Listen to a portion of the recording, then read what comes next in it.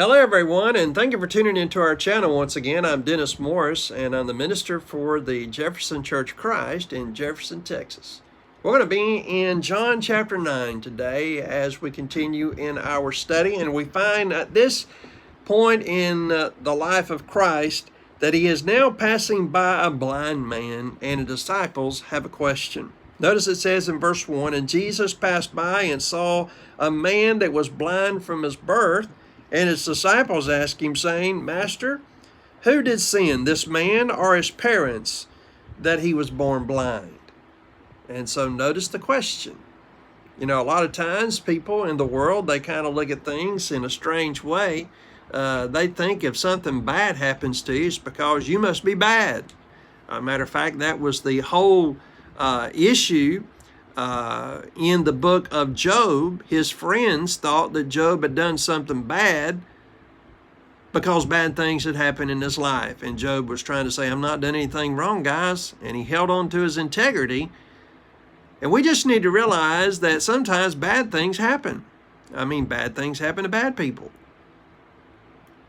Sometimes bad things happen to good people. It doesn't matter whether you're bad or you're good. Sometimes things just happen. Now, of course, we want to do what's right. And as a result of doing what's right, it's going to keep us away from a lot of the things that might happen to us. But even if we are doing what is right, then sometimes bad things still will happen to us. Now, it's kind of interesting the way they asked this question. This man was born blind from his birth, and yet they asked the question, who sinned? Did this man sin? What sin would he have committed to be born blind? None. Or did his parents?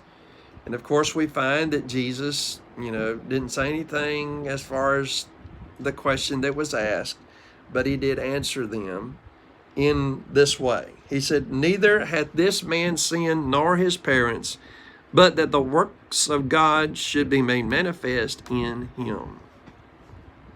And so Jesus is saying this is a situation that has occurred, and now I'm going to use this in order that I might be able to show the works of God.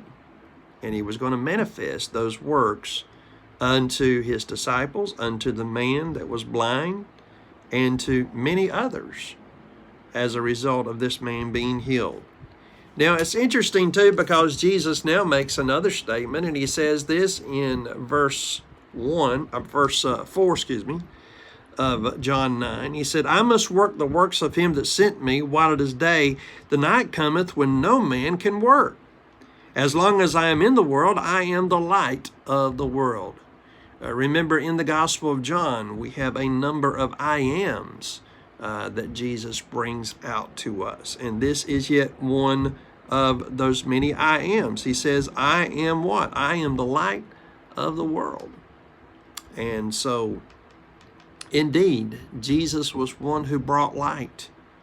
He brought light in a world of darkness and sin. And what is interesting is now, of course, we as his disciples, we are lights in the world. We are reflecting the light of Christ as people see Christ living in us. The Word of God is referred to as light. And so as we are going forth proclaiming, preaching, and teaching the Word of God, the words of Jesus, that we are bringing light to those individuals who are also in sin and darkness, the darkness of sin. But then Jesus made that statement there in verse 4 as well. He said, "I must work the works of him that sent me while it is day. The night cometh when no man can work." What is he talking about? Well, this is a prophecy concerning the fact that he was going to die. And so he had a work to do. He was doing that work, but the time would come when that work would be finished and he would die. And so even though he does not bring it out so plainly that his disciples understood it, he is making a statement here that will be fulfilled in connection with him, fulfilling the work that God had sent him to do. And then, of course, him dying on the cross. Well, what's interesting is now we have this man who is blind.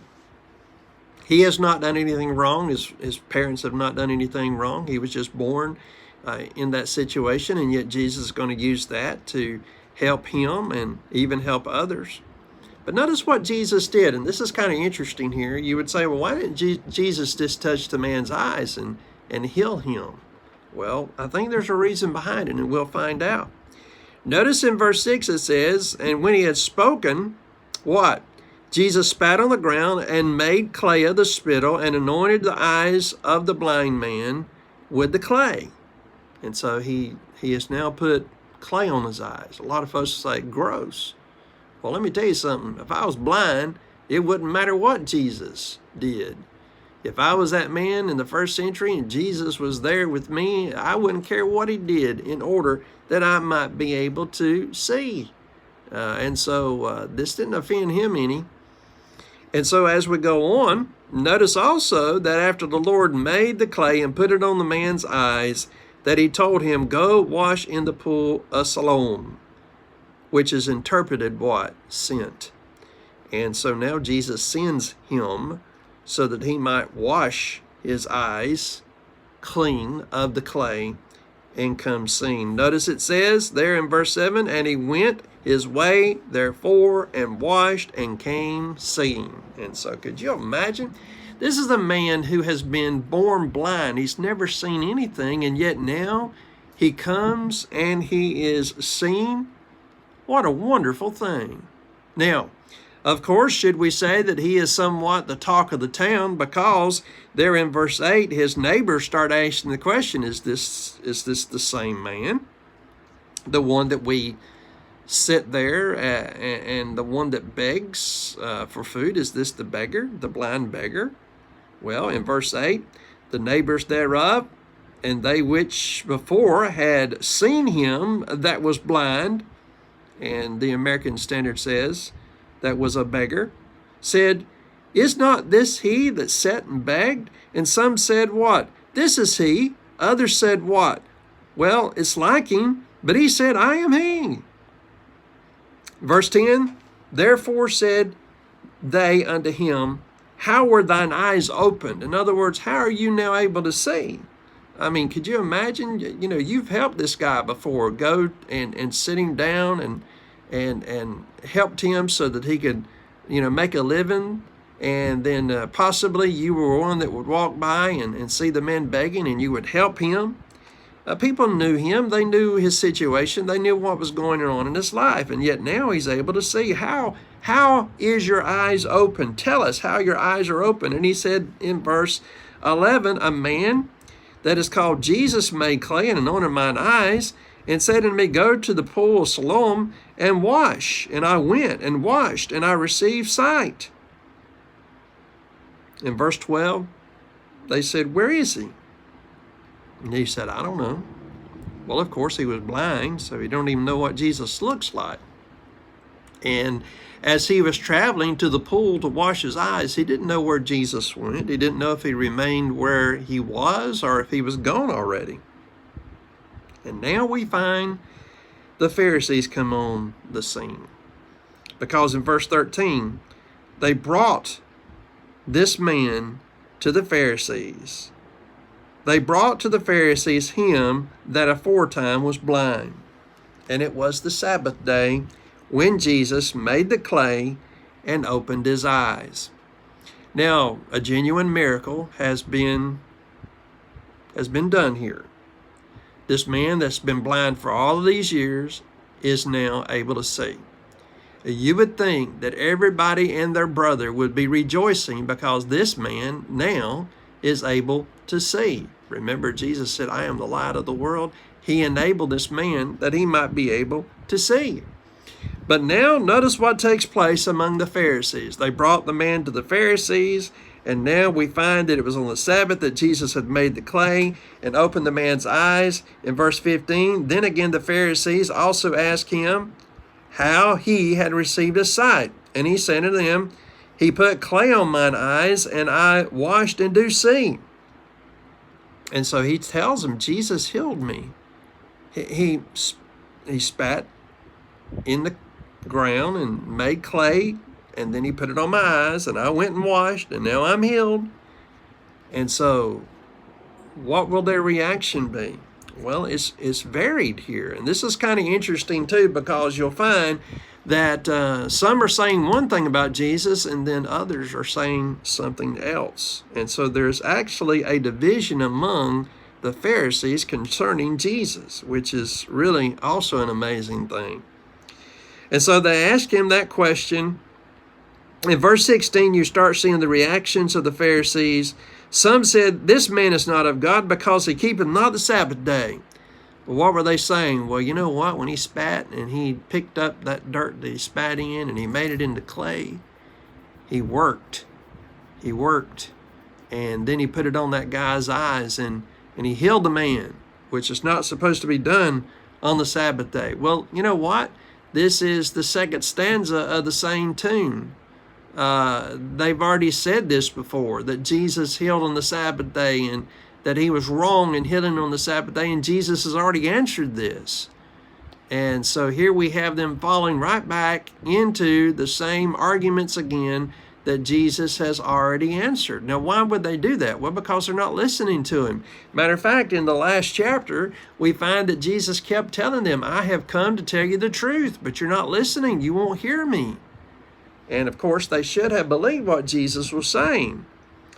But then, on the other hand, we find that some said, "How can a man that is a sinner do such miracles?"